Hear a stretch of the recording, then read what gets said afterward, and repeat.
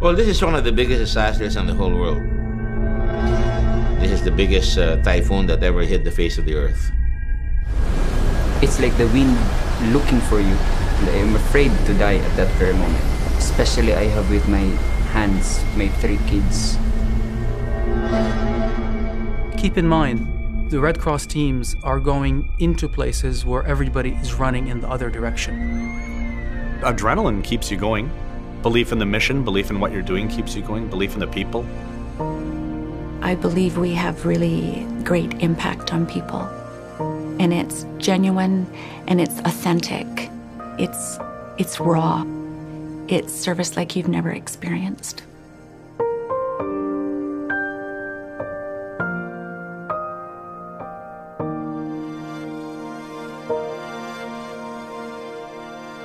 Most of the devastation I saw was in Tacloban. It reminded me of countries that I had been to in times of war. It was completely wiped out. When I first saw Ormoc City, you could see the physical destruction, but it was the people. They were walking around numb. You have to work in an environment that's completely unpredictable. What you think you might be doing, you may not be doing. Often you're working on an international team where you have people who are speaking different languages, understanding different perspectives of the same problem, and it's really important just to realize that your perspective is only one of a much larger one.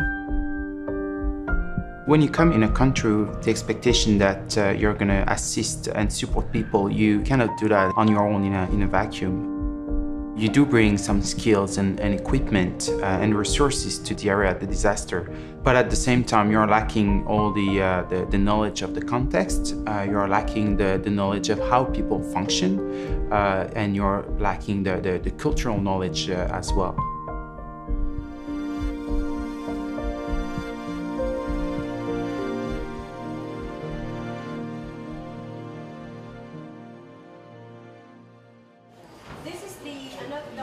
I was apprehensive at first because of the immense presence of the NGOs, but they often tell me, Dr. Maria, you will be the one to decide on what you want for the hospital, but we're here to help you, and they were there to guide me. Coming from mental health, relationships is what everything is about. You can't do anything if you don't have a relationship with people. A part of that is gaining people's trust. So I connected with Philippine Red Cross, which I think is really important because they are the heart of that community. You have to respect the fact as well that the volunteers themselves have been going through that disaster, have been suffering through that disaster. They've lost family and friends and neighbors. At first, there was really a big adjustment because I don't really know Canadians except basketball players. It feels good because they did not let me feel that I'm a victim. I'm a rescuer. I've never been a victim. I'm always there to help. They didn't let me feel that you should be thankful that we are here, something like that. It's like they are here to assist us. The experience I had with the Canadian Red Cross, it gave me the opportunity to learn other cultures. Like how should I see work as important as it is? How should I value time? How should I work in a fast manner if it needs to be done? And you're in this timeline and you know that we need to open the hospital doors because we're going to have beneficiaries coming in and they need our help. And I remember another nurse and we sat in the tent that was the labor and delivery room. And we both just hugged and cried each other for about 5 minutes. And we both said, I don't know if I'm cut out for this. And we just hugged each other. We gave each other support. You just go, giddy up. We're here for service. Let's get going.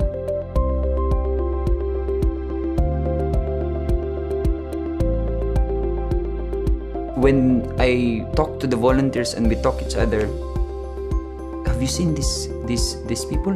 Have you seen how they work? And we were really amazed with that. I saw men and women carrying heavy loads just to put up the tent the soonest possible time. Every sweat that drops from their skin, we saw the genuineness of their service. They are very much confident. They know what to do. it inspired me to help more. Normally when we set up tents, it'll take 4 to 6 hours to set up a tent. And I was going tent to tent to tent, and I was kind of monitoring them and pointing out stuff that they had to do. And I turned around at one point, and 2 of the tents were up within an hour.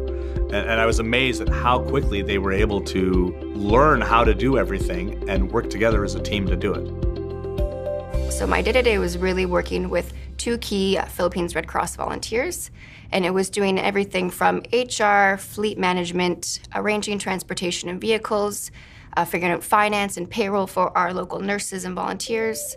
Officially, I was a ward nurse in the obstetrical ward, but I found that I started going all over the place, wherever the need was. I was logistics, maintaining the equipment, making sure it's serviceable, making sure that we can order new stuff, get it there in a timely manner. When I arrived in the Philippines, it was second rotation, and I was team leader during that time.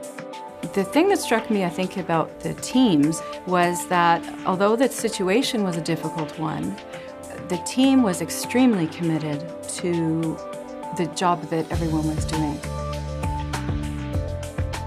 My philosophy going in is that I have to keep things running so that I can properly support what the medical team is trying to do. We need to have our machines running properly, whether it's air conditioners, oxygen concentrators. They need that, and it's imperative to the mission. When you're in a field hospital in a different country that has different practices and you're still in the middle of the disaster, you have to find innovative ways to address issues that you have dealt with very differently back home. If there's a patient with pneumonia, how are we going to treat this patient with pneumonia? What's the appropriate antibiotic choice? What is the national protocol in Philippines? And how might that be different from the care that we might provide in Canada? And to try to determine the most appropriate kinds of treatment modalities that we needed to do.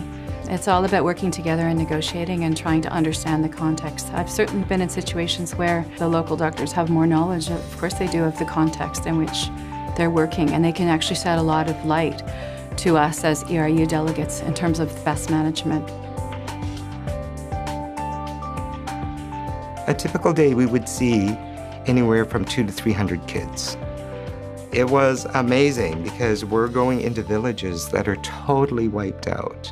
We would need to find an area to set up because we do art, play therapy, we did education around violence prevention, bringing some joy into sort of total devastation. I was able to accompany one relief distribution where families were able to have their kids be able to come over and be with our volunteers and do some song and dance, as well as drawings that were focused on trying to restore a little bit of dignity and pride and happiness in children after having gone through so many difficult months. There was one nurse I remembered, Sandra Piper. She was working with me. She was so lovely. She never gave up hope. She was always positive. She would work really long hours because they were unable to find local staff, because the staff were trying to find their family. She wanted to learn also what we have learned here from trainings that we have had, because I was the one trained for the exclusive breastfeeding for the mothers. We had that trusting relationship where she could say, well, this is what I need today. And I could do it for her. And then we would sit and have tea, at the end of the day. A lot of people said to us, oh, you're going to be away for Christmas. And we said, no, we're staying. And I think a lot of people were very taken back by that and said, wow, the Red Cross is staying. I said to the Canadians, I feel so guilty about you. You're so far from your families, and it's Christmas time. So I said, I'm going to organize a Christmas party for you. So we celebrated the Christmas Eve at my office. I think the Christmas dinner was very powerful. It was just about our relationship and about the respect and reciprocity that we shared.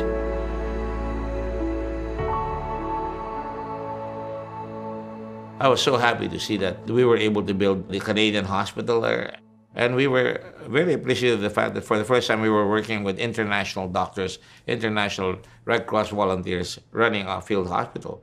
The field hospital was able to not just treat sick and injured patients, but also give decent deliveries to mothers who gave birth to over 400 children in Ormoc City. I came at a point in the ERU deployment where we were trying to hand over the ERU and build the capacity of the Philippines Red Cross to be able to use this field hospital themselves in future disasters. That idea of sustainability and building capacity for the local community themselves to be slightly more prepared and able to respond in the future is what it was all about. For the PRC, it is very, very significant for us to have our own unit.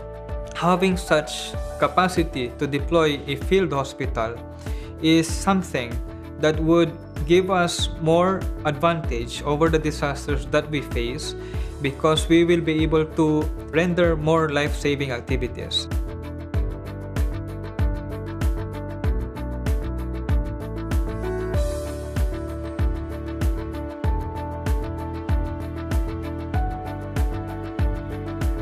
Beyond trying to deliver on a specific mandate in this mission, it was really about the whole experience. My aha moments often have to do as much as what we were able to achieve and how many babies the ERU delivered, how we were able to hand it over and build the capacity of the Philippines Red Cross, but also in the day-to-day how we support each other as a team. This work I've been doing for about 18 years now, on and off. And it's one of the most rewarding things that you'll probably ever do. It's also the most trying things that you'll ever do. I have many times been in a situation thinking, what am I doing here? What was I thinking? Just because often if it's outside your own box or your comfort zone, sometimes you wonder what you're doing. But always in hindsight, always I come back, always I reflect and say, absolutely, this is a really important thing to do. It's giving back to our global community. It's working as a global citizen and trying to contribute our piece of the puzzle towards that.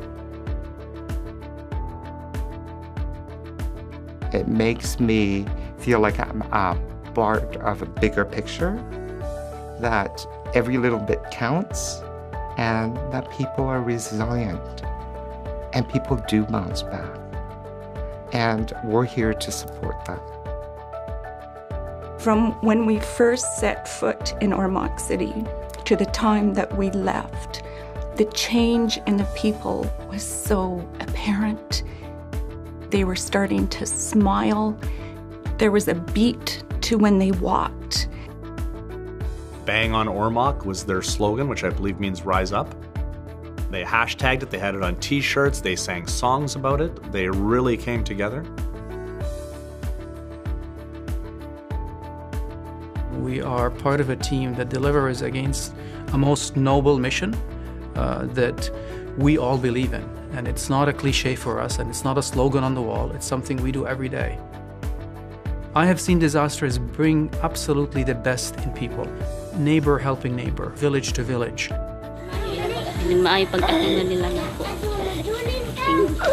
Salamat.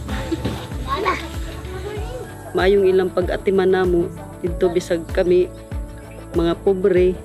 Nagpasalamat mi og dako. Daghan kayong salamat sa Canadian. Nagpapasalamat ako sa Canadian kasi nakatulong sila sa akin. Nasa ilaha.